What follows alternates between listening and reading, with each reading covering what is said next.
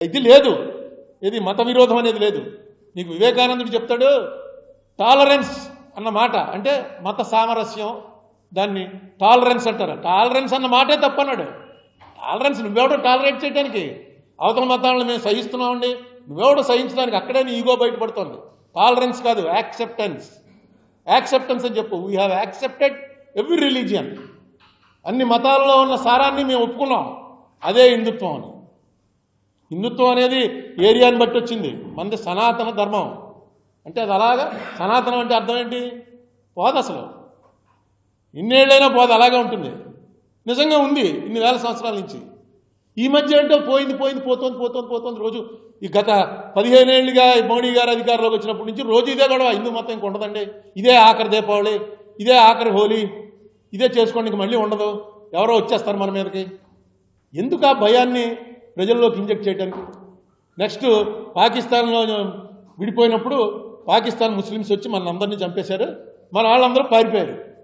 హిందువులు ఎవరికి దమ్ము లేదు, అందరూ పారిపోయారు. మన వాళ్ళని రేప్ చేశారు, మన వాళ్ళని చంపేశారు. ముస్లిమ్స్ వచ్చి గాంధీ గారు నోరు మూసి ఊరుకోండి అన్నాడు, అందరూ ఊరుకుండిపోయారు. ఇదో ప్రచారం. ఒక్కసారి స్టాటిస్టిక్స్ చూడండి, ఇప్పుడు నెట్లోనే ఉన్నాయన్నీ. పాకిస్తాన్ విడిపోయింది, ఇండియా విడిపోలా.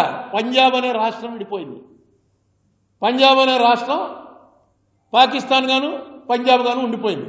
పంజాబ్లో ఎంతమంది ముస్లిమ్స్ మిగిలారు, విడిపోయినటువంటి పంజాబ్లో ఎంతమంది హిందువులు మిగిలారు ఒకసారి చూడండి. ఇక్కడ అసలు ఎవరో మిగల, మొత్తం చంపేశారు వీళ్ళు.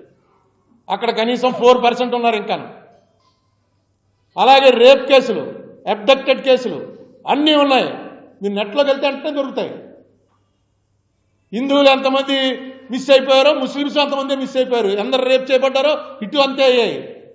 అక్కడ జరిగింది ఒక భయంకరమైనటువంటి నరమేధం. పక్కవాడు ఇంటి పక్కడు కొట్టేసుకున్నారు. అది మళ్ళీ రాకూడదు అనేదే ఇండియా ఆలోచన. అది ఎప్పుడు బతికుండాలనేదే పాకిస్తాన్ ఆలోచన. ఎందుకంటే పాకిస్తాన్కి ఇంక డెవలప్మెంట్ లేదు. వాళ్ళకి ఎంతసేపు హిందువులు కొట్టేస్తారు, మన వచ్చి జాగ్రత్త అని అలా మిలిటరీ రూల్లోనే రన్ అవుతున్నారు వాళ్ళు. మనకి ఇప్పుడు అది పెట్టే ప్రయత్నం చేస్తున్నారు. 140 కోట్లని ఉన్నాం మనం, 30 కోట్లు లేని వాళ్ళు ఎప్పుడైనా మన వచ్చి ఏం కొడతారు? అసలు ఎన్నిసార్లు చెప్పాను నేను, వాళ్ళ బడ్జెట్ ఏంటి, మన బడ్జెట్ ఏంటి, మన పెర్ క్యాపిటా ఇన్కమ్ ఏంటి, మన జీడిపి ఏంటి, మన లెవెల్ ఏంటి? అసలు పాకిస్తాన్ చూసి భయపెట్టే పరిస్థితి ఇక్కడ తీసుకొస్తున్నారు ఈవేళ. మాటికి ముస్లింలు అంటే ఎక్కడి నుంచో వచ్చారు. ఎక్కడి నుంచి వచ్చారు? ఇక్కడ మన వాళ్ళే. నీ ముత్తాత బ్రదరు ఇస్లాంలోకి పోయాడు. అలాగే మన పక్కన ఎవరినైతే గుళ్ళోకి రానివ్వలేదో వాళ్ళందరూ ఇస్లాంలో కొందరు పోయారు, క్రిస్టియానిటీలో కొందరు పోయారు. బాగుంది, అందులో ఉన్నారు. నీకేంటి నష్టం? ఇవాళ ఏ పరిస్థితి తీసుకొస్తున్నారంటే మళ్ళీ ప్రపంచవ్యాప్తంగా మన సోఫియా ఖురేషిని పెట్టారు. సోఫియా ఖురేషిని తీసుకొచ్చి పక్కన కూర్చోబెట్టుకు చెప్పారు. ఆ సోఫియా ఖురేషి ఎవర్రా అని చూశాను నేను. చూస్తే ఈవిడ భార్య, ఈవిడ భర్త తాజుద్దీన్, ఆయన కల్నల్ ఇండియన్ మిలిటరీలో. ఈవిడ తండ్రి కాదు, తాత ఝాన్సీ లక్ష్మీబాయి చేసినప్పుడు పోరాటంలో ప్రధానమైనటువంటి సైన్యాధికారి పాత్ర వహించిన కుటుంబం ఇది. ఝాన్సీ లక్ష్మీబాయి ఆర్మీలో ఉన్నటువంటి ముస్లిం కుటుంబం. ఇవన్నీ బయటికి రాకూడదు అని అలా పక్కన పెట్టేసి మనమే అనుకుని, లేదు ఈ గొడవ బ్రిటిష్ వాళ్ళు పెట్టిన తర్వాతే వచ్చింది. ఈవేళ దాన్ని బీజేపీ వారు రాజకీయ కారణాల కోసం ప్రోత్సహిస్తున్నప్పుడు అర్థమైంది ఏంటి? మళ్ళీ ఈయన ఇండియాలో మాత్రం ముస్లిమ్స్ హిందువులు కొట్టుకోవాలి, ప్రపంచవ్యాప్తంగా మాత్రం ముస్లిమ్స్ అందరినీ ఈయన వెళ్ళి కావాలించుకుంటారు, వాళ్ళతో స్నేహం చేస్తారు. అసలు ఇండియన్ కల్చర్ ఏంటంటే ఒక్క మాట చెప్తే మీకు అర్థమైపోతుంది. ఇదేమి అనుకుని ప్లాన్ చేసింది కాదు, ఆటోమేటిక్గా జరిగింది. బంగ్లాదేశ్ని విడిపోయింది పాకిస్తాన్ నుంచి. మెయిన్ పాత్ర అమెరికా వ్యతిరేకం చేసినా సరే ఇందిరాగాంధీ రష్యా సహాయంతో పాకిస్తాన్లో డైరెక్ట్గా వెళ్ళి ఆక్యుపై చేసి ముజిబుర్ రహమాన్కి అప్పచెప్పేశారు. అప్పటికి మేమంతా పెద్దవాళ్ళు అయ్యాం. మాకు రేడియో న్యూస్ తెలిసేంత వయసు ఉంది, పేపర్ చదివేంత వయసు ఉంది. ఆ వేళ లిస్టు చూడండి. ఇండియన్ ఎయిర్ ఫోర్స్ మెయిన్ పాత్ర వహించింది. ఇండియన్ ఎయిర్ ఫోర్స్ డైరెక్ట్గా ఆ ఫ్లైట్స్ని చూసే పాకిస్తాన్ ఆర్మీ వాళ్ళు పైనుంచి, ఎప్పుడు 72లో పైనుంచి విమానాలు వచ్చేస్తున్నాయి, ఇండియన్ విమానాలు అనేటప్పటికి భయపడిపోయి బంకర్స్లో దూరిపోయి పారిపోయారు. ఆ మొత్తం ఆపరేషన్ రన్ చేసినటువంటి ఎయిర్ ఫోర్స్కి ఇండియన్ ఎయిర్ ఫోర్స్ కమాండర్ పేరు ఇద్రిస్ హసన్ లతీఫ్. అదొక ముస్లిం అతను. బంగ్లాదేశ్ అనేటువంటి పాకిస్తాన్ అనేటువంటి ముస్లిం కంట్రీలో భాగమైనటువంటి బంగ్లాదేశ్ అనే దాన్ని విడదీయటంలో ప్రధాన పాత్ర, ఆ దేశాన్ని ఏర్పరచడంలో ప్రధాన పాత్ర వహించిన ఒక ఇండియన్ ముస్లిము ఇద్రిస్ హసన్ లతీఫ్ అతని పేరు. అక్కడితో అయిపోలేదు. ఆర్మీ కమాండర్ ఎవడు మనందరికీ తెలుసు, మానెక్ షా. మానెక్ షా అంటే పార్సీ. పార్సీస్ అంటే ఇండియన్స్ కాదు వాళ్ళు, హిందూస్ కాదు వాళ్ళు. పార్సీలు అంటే ఇరాన్ నుంచి పారిపోయి వచ్చిన వాళ్ళు.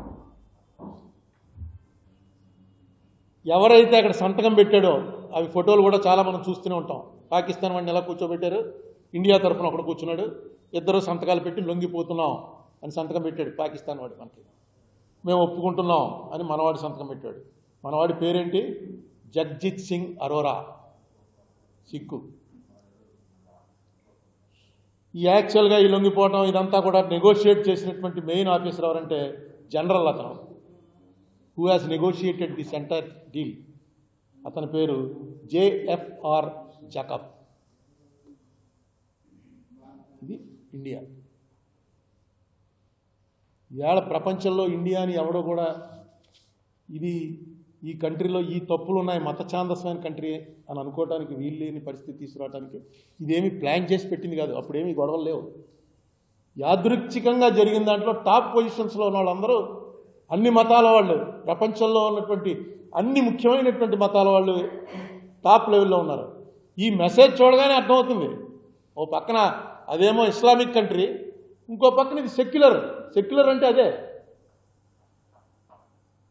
అలాంటి దాన్ని మనం ఏ పరిస్థితి తీసుకొస్తున్నాం అంటే అనవసరమైనటువంటిది. ఈవేళ రష్యాతో కలిశారు. రష్యాతో కలవటం ఇది ఈవేళ వీళ్ళు కలిసింది కాదు, ఎప్పటి నుంచో రష్యాతో మనకు స్నేహ సంబంధాలే ఉన్నాయి. మాట్లాడండి, రష్యాతో మాట్లాడండి, అమెరికాతో మాట్లాడండి, చైనాతో మాట్లాడండి. ఇండియాలో మాత్రం ఇలా ప్రవర్తిస్తూ బయట బాగానే చేయొచ్చు మనం మ్యాజిక్ అనుకుంటే అది పొరపాటు. అది బయట మ్యాజిక్ అలా జరగదు. ఎందుకంటే మీరు గొడవ పెట్టుకుంటున్నటువంటి మతాలు క్రిస్టియన్స్ ప్రపంచవ్యాప్తంగా 220 కోట్ల మంది ఉన్నారు. ముస్లిమ్స్ ప్రపంచవ్యాప్తంగా 160 కోట్ల మంది ఉన్నారు. అసలు మతమే లేదనేవాళ్ళు 110 కోట్ల మంది ఉన్నారు. మనం 100 కోట్లు ఉన్నాం. మన చుట్టూ ఉన్నటువంటి ముస్లిం కంట్రీసే.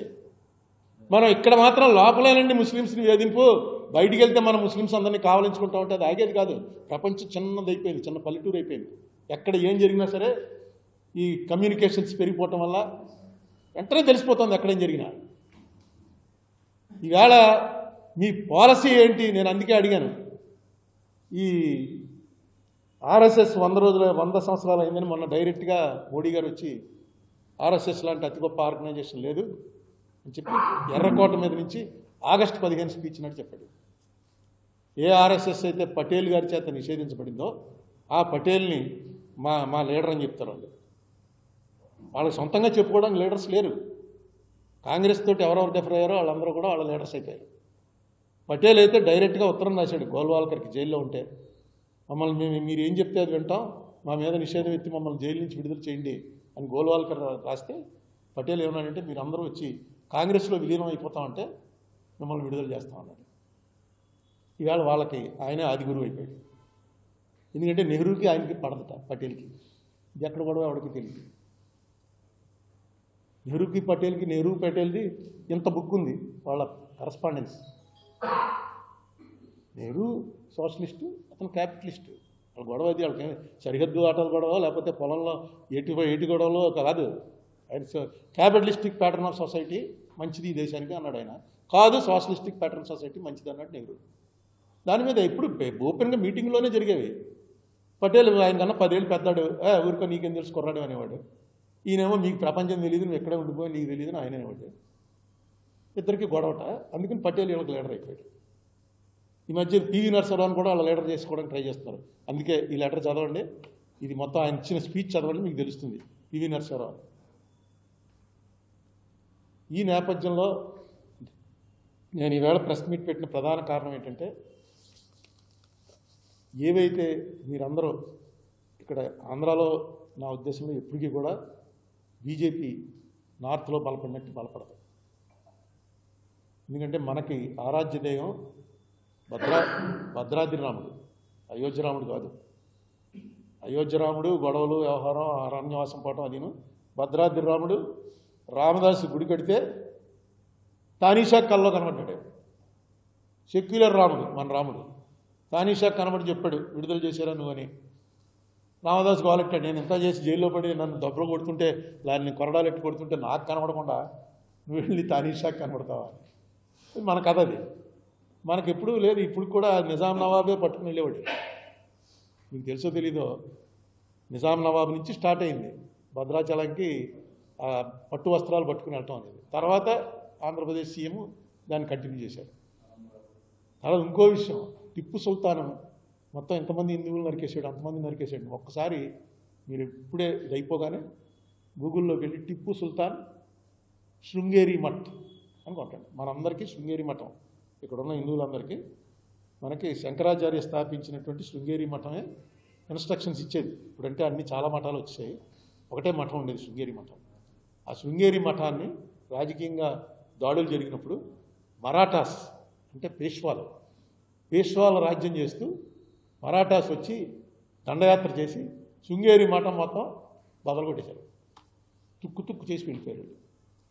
వెళ్ళిపోతే ఇతను వెళ్ళి టిప్పు సుల్తాన్ అక్కడ రాజ్యం వెళ్ళి మళ్ళీ శృంగేరి మఠాన్ని కట్టించి, అప్పుడు భారతీ తీర్థస్వామి ఎవరో తీర్థస్వామి ఒక ఆయన ఉండేవాడు, అది కూడా పేరు కూడా అందులో ఉంది చూడండి.